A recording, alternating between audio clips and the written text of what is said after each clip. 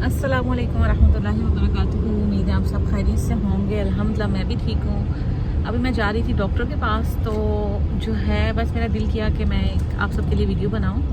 अस्सलामु अलैकुम वरहमतुल्लाहि वबरकातुहू। उम्मीद है आप सब खैरियत से होंगे। अल्हम्दुलिल्लाह मैं भी ठीक हूँ। अच्छा, ये वीडियो आप सब के लिए जो मेरे दोस्तें मुझे कह रही हैं कि मैं कहाँ गायब हो गई हूँ, कोई राब्ता नहीं, कोई हाल अहवाल नहीं। तो मैं मसरूफ़ हूँ, जैसे कि मुहर्रम शुरू हो गया है, तो मैं बीबी को पुरसा देने जाती हूँ डेली मस्जिद में। जैसे कि अब कोई हमारा अपना फोत हो जाता है, किसी का कत्ल हो जाता है, किसी भी तरह का कोई भी हादसा पेश आ सकता है, तो हम उसको अफसोस के लिए फ़ोन करते हैं या उसके घर जाते हैं, या उसको जो है वो उसके दिल को सुकून मिले, उसे थोड़ा सा सब्र मिले हमारे जाने से।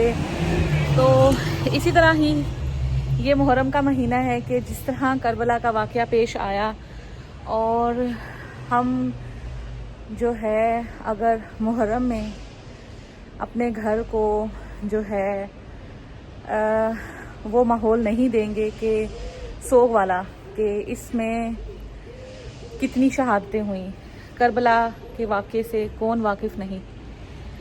तो जिस तरह हम अपनी दोस्तों के या अपनों के जाने पे दुख या अफसोस करते हैं और वो उसको याद रखते हैं कि कोई आया था, इसी तरह हज़रत मोहम्मद सल्लल्लाहु अलैहि वसल्लम भी याद रखेंगे कि उनकी आल पे जो जुल्म हुआ उसके लिए हम इकट्ठे होते हैं, और बीबी हमसे राज़ी होंगी कि हम उनके घराने पे जो जुल्म हुए उसके लिए इकट्ठे होते हैं, इमाम बारगाह में जाते हैं, मजलिस में जाते हैं।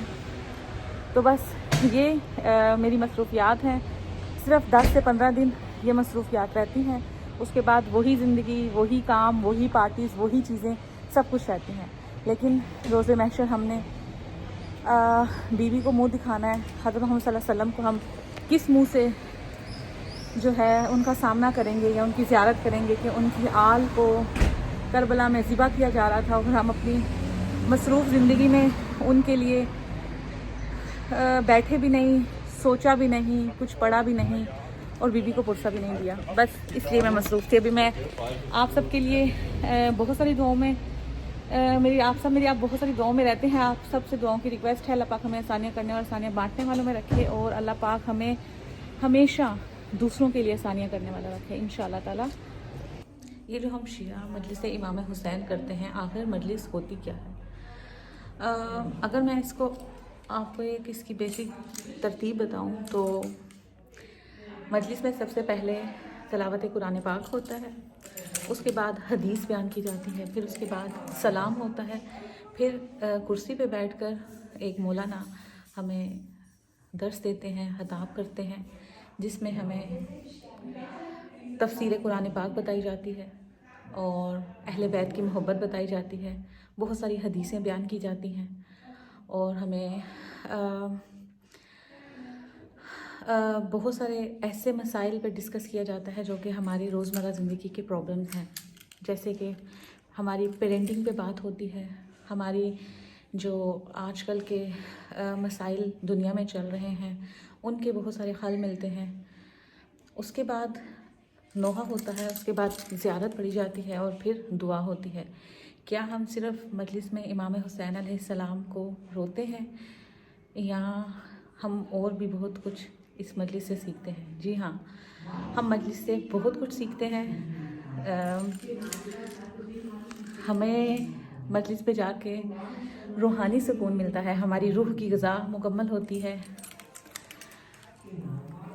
हमारा और अल्लाह का कनेक्शन मज़बूत होता है, हमारा और अहले बैत का कनेक्शन मज़बूत होता है, हमारे मोहब्बत स्ट्रॉन्ग होती है, हमें हदायत की जो है बहुत सारी ऐसी बातें मिलती हैं, हमें सही मानों में दीन समझने को मिलता है, और हमें रोज़मर्रा की ज़िंदगी जो हम गुजार रहे हैं वो हमें किस तरह गुजारी जाए वो ज़िंदगी गुजारने का हल मिलता है। میرے لیے مجلس ایک بہت ضروری چیز ہے میری زندگی میں، کیونکہ مجھے اس سے روحانی سکون اور اتنا کچھ سیکھنے کو ملتا ہے کہ میرا جو آنے والا سال ہے وہ بہت امن سے گزرتا ہے، اور اس سکون میں رہ کے گزرتا ہے کہ جو میں الفاظ میں ایکسپلین نہیں کر سکتی۔ مجھے جو ہے وہاں مجلس پہ جا کے لگتا ہے کہ مجھے میری جو ہے وہ میں کیسے بتاؤں کہ میری جو بیماریاں تھیں، یعنی اندر کی بیماریاں، جیسے ایک تو باہر کی بیماریاں ہوتی ہیں نا، بخار، زکام اور بہت ساری جو ہمارے اندر کی بیماریاں ہوتی ہیں، ان کا حل ملتا ہے، یعنی ان سے میں شفا حاصل کرتی ہوں۔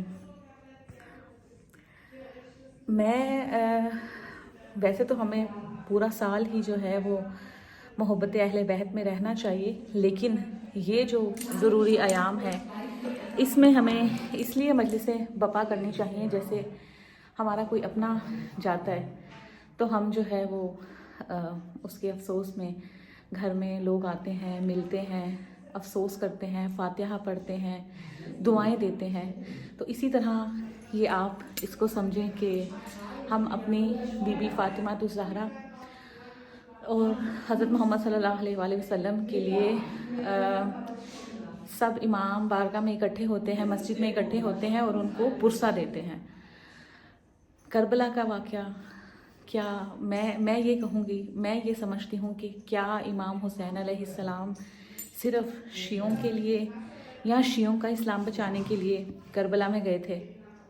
اگر ایسا ہے تو پھر صرف شیعوں کو ہی محرم میں مجلس عزا برپا کرنی چاہیے۔ اگر ایسا نہیں ہے تو ہمیں جاگ جانا چاہیے اور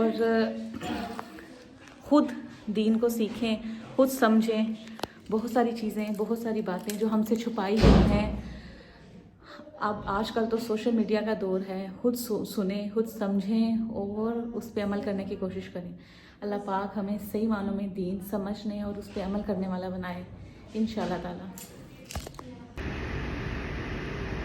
مجھے آپ سب سے ایک بات پوچھنی ہے کہ کیا امام حسین علیہ السلام صرف شیعوں کا دین بچانے کربلا گئے تھے؟ اگر ایسا ہے تو صرف شیعوں کو ہی محرم میں مجلس عزا کرنی چاہیے۔